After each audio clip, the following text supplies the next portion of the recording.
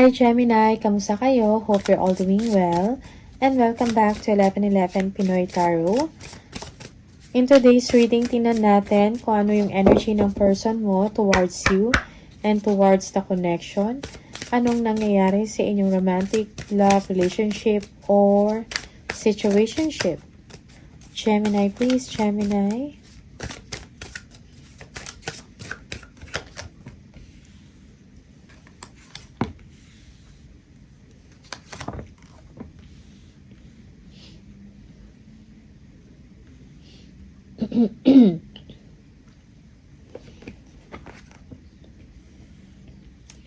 Okay.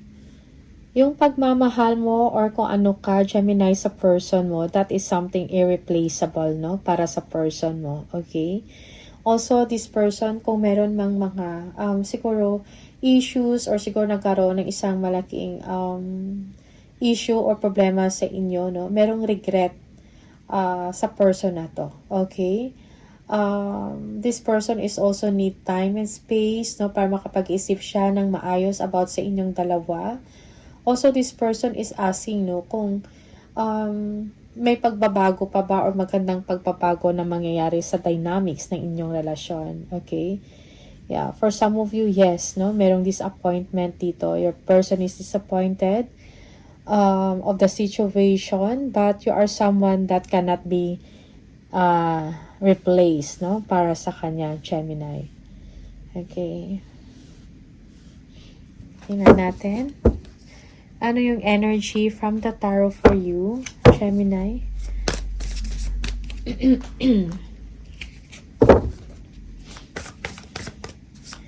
Energy ng person mo, Gemini. Okay.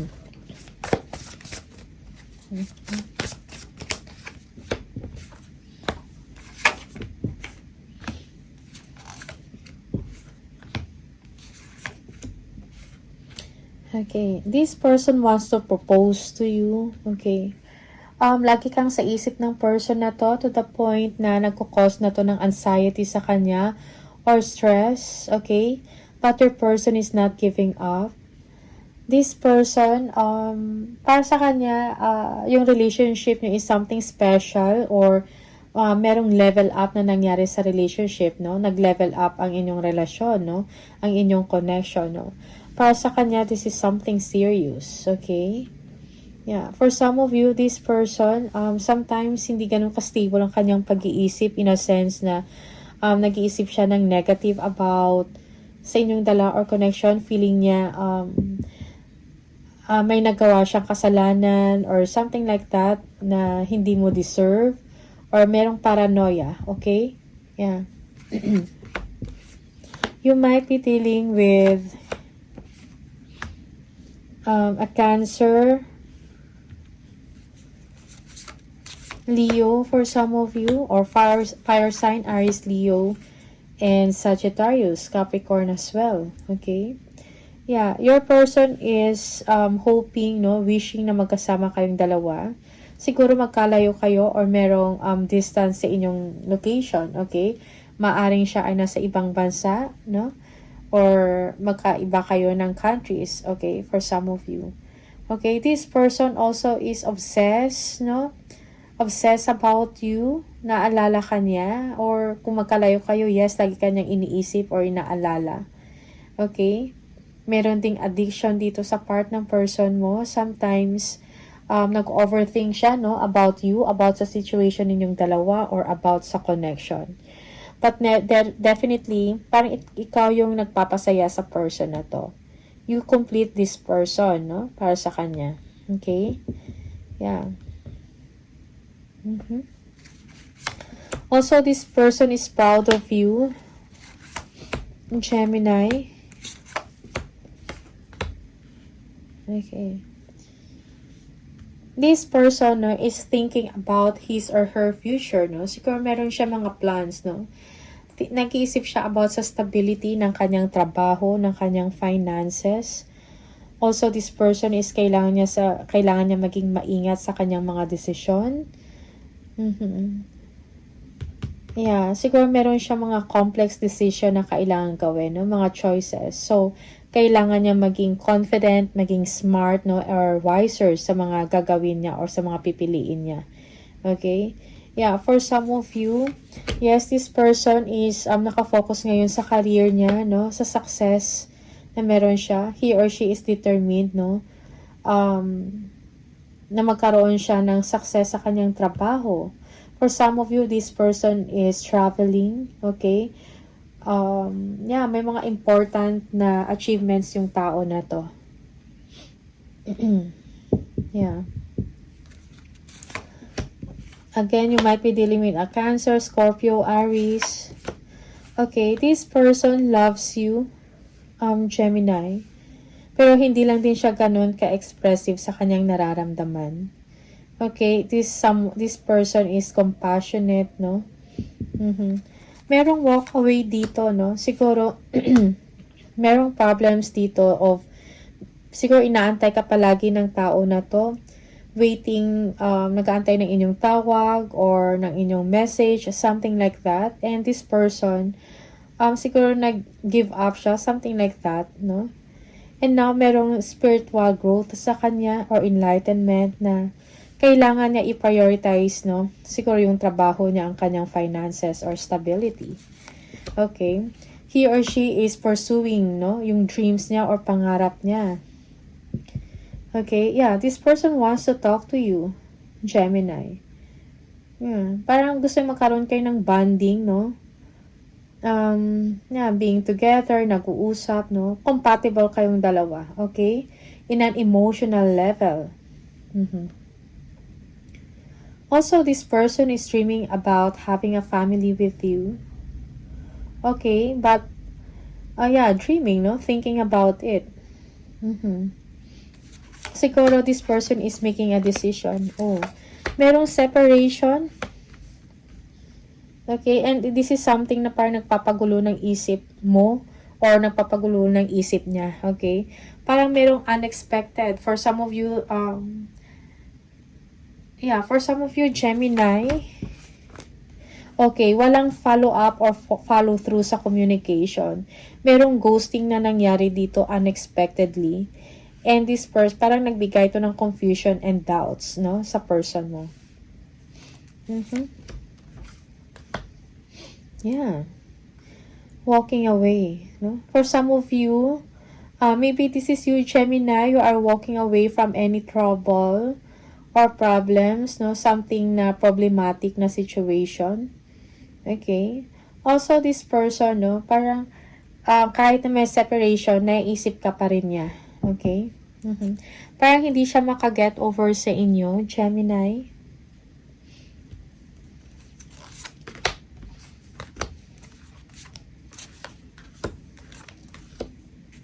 Yeah, this person really wants to have a family, no? Yeah, parang gusto niya magkaanak. Okay? Gusto niya magkaroon ng pamilya sa'yo. Okay? But then, parang merong doubt sa situation.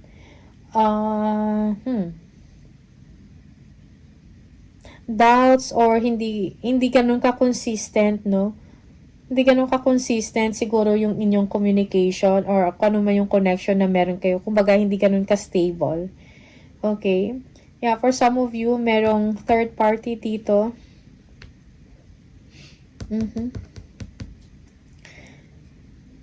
Okay, or yeah, yung iba sa inyo may problema dito. Maybe this person has a family already.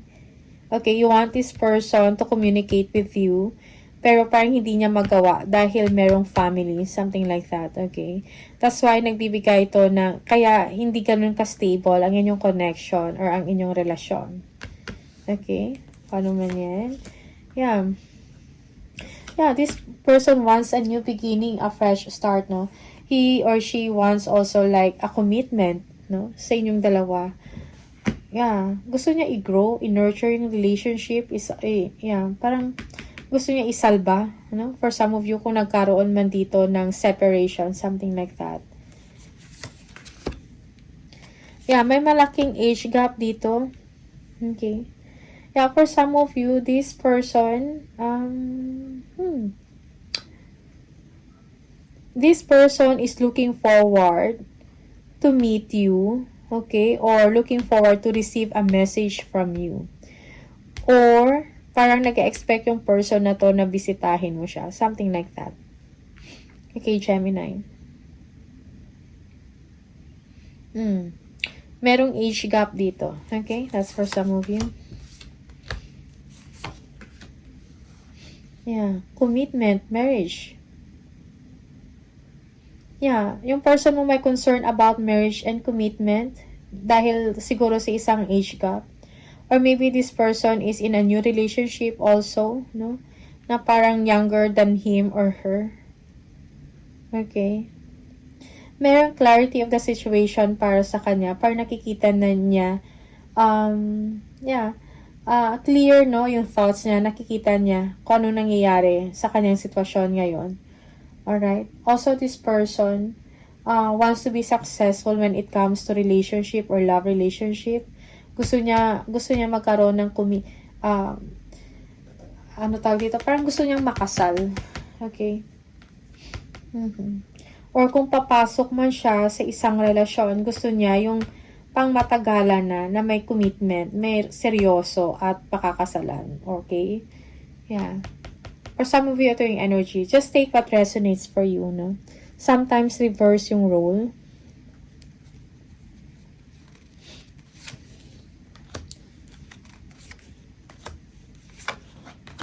Yeah, okay. This person is infatuated with you, Gemini, okay? Siguro when it comes to passion or intimate moments ninyong dalawa, compatible kayo, okay? You find peace sa presence, no, ninyong dalawa sa isa't isa, okay? I think ang problema is communication. Walang follow-up, walang follow-through. And also, siguro, infatuation lang to. Okay? Yeah, for some of you, this person is spying, stalking, or this is you, Gemini, no? Siguro nakikita mo to siya, or you are getting information about him or her. Also, maybe you are thinking if meron pa bang nararamdaman, no, yung person na to sa akin, okay? Yeah, that's for some of you, Gemini. Or it's the other way around. Yung person mo, no, siguro kumukuha ng information or nag-iisip kung interesado ka pa ba sa kanya, magpaparamdam ka pa ba, or may gusto ka pa sa kanya, okay? Or mahal mo pa ba siya, okay? Something like that.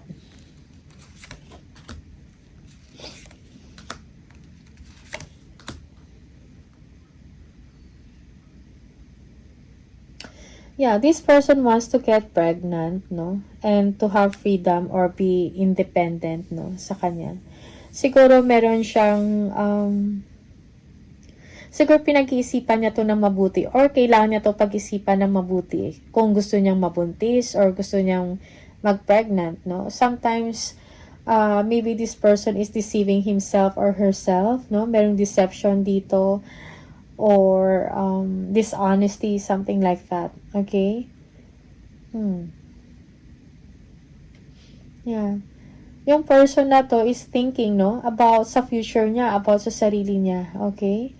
And siguro, he or she is planning, no, kung paano. May mga plans din siya na may mga gusto din siya i-pursue na mga goals, no, na siya lang din ang nakakaalam.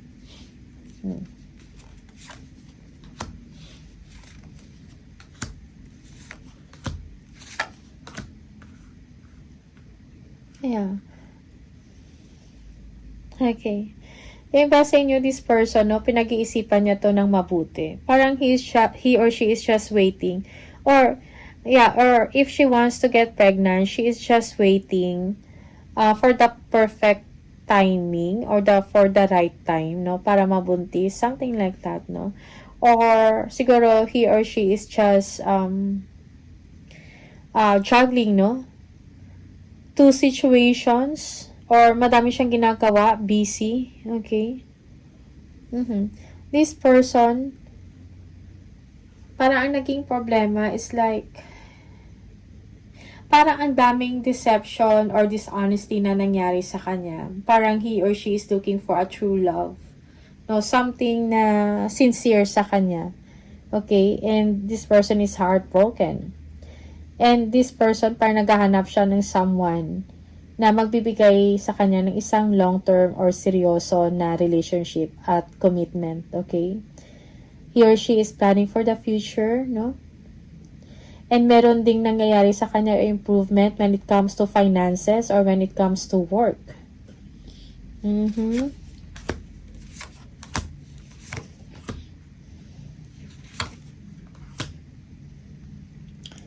Okay, merong fresh start para sa kanya. This person has a lot of plans or meron siyang ginagawa, no? Or na parang siya lang nakakaalam. Like, siguro may mga plans siya,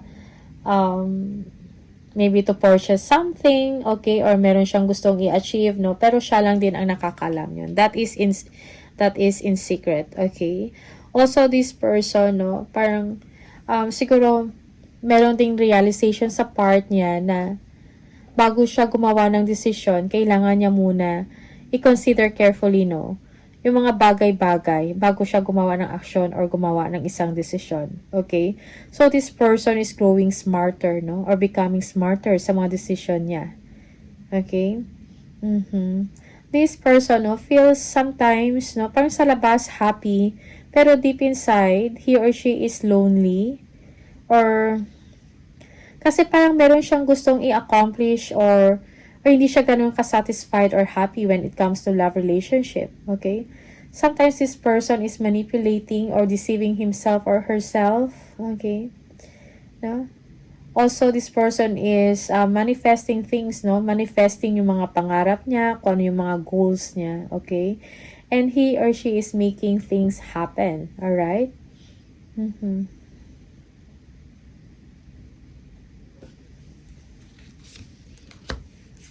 Yeah, this person is feeling left out in the cold. Okay? This person is saving up, no?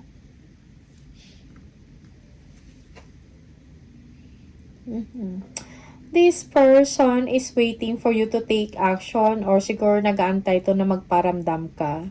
Okay, but then again, siguro Gemini, yeah, parang it's a complicated situation. That's why you are not taking steps or actions, no? Maraming taong parang sala-salabit, okay? Parang madaming conflict or may competition or magulo yung sitwasyon with this person. That's why you chose, no, na siguro maging independent, no, or to stay away from this person. Gemini.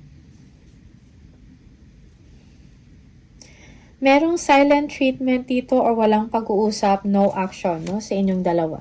Okay? Yeah, single and happy this person, no? Maybe he or she is in a creative venture, no? Yeah, this person, no? Also, parang gusto niyang tumawag sa'yo or makipag-communicate. But then, hindi siya sure, no, if you feel the same way sa kanya.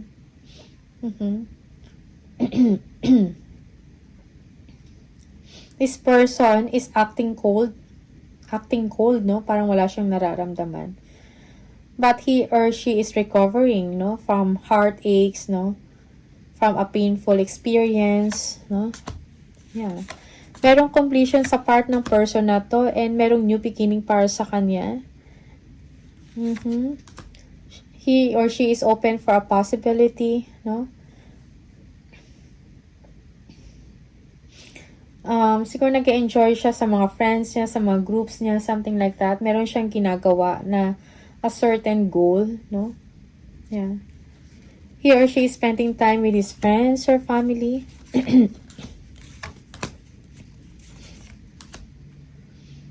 Okay. Pero hindi ka pa rin nakakalimutan ng person na to, Gemini. Okay? The problem is that parang wala lang validation ng inyong connection. Okay? Yeah. Also, this person, merong insecurity dito when it comes to love relationship. Tingnan natin kung ano yung gustong sabihin ng person na to sa'yo, Gemini. Sometimes, I stay awake thinking about you. Yes, naalala ka niya palagi. I mean, sometimes, no, parang nagigising siya in the middle of the night. Meron siyang sleepless nights, no, thinking about you. So, mahal ka ng person na to. I love you. So many things remind me of you. Lagi kanyang naalala. I am becoming a better person. Merong improvement nangyayari sa person mo. When it comes to creative ventures, sa work niya, no? Even sa personal development niya. Just being near you is intoxicating. I wish I could share my good news with you. Okay? Yeah, siguro that's why this person wants to communicate with you, Gemini, dahil meron siyang gustong sabihin sa'yo or meron siyang gustong i-share about sa mga nangyayari sa buhay niya. That is something good. Okay? So, Gemini, all the best sa inyo. Maraming salamat and see you on the next video. Bye!